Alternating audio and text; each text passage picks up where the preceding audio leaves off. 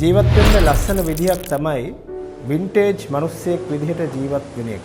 ඒ කියන්නේ මේ ලෝකේ ගොඩක් මිනිස්සු විරිඟුවක් පස්සේ අදි වේගයෙන් ගියගෙන යන අතරේ මේ ලෝකයේ සබාදහමේ සුන්දරත්වය විඳින්න දන්න හිමින් ජීවත් වෙන මිනිස්සෙක් වෙන එක.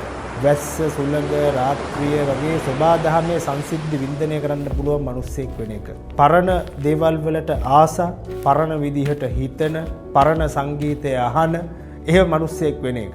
මීට අවුරුදු 30 40කට කලින් මේ ලෝකේ තිබුණා ස්ලෝනස් එක.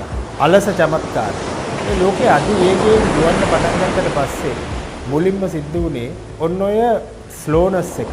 එහෙම නැත්නම් ඔය අලස චමත්කාරය. ඒ හිමින් යන ගතිය නැති වෙච්ච එක. ඉතින් මේ අධිවේගී ලෝකයේ මේ රේස් එකෙන් ඈත් වෙලා ඒ හිමින් යන ලස්සන හොයාගන්න පුළුවන් නම් අපිට වින්ටේජ් මිනිස්සෙක් විදිහට ජීවිතේ වින්දනය කරන්න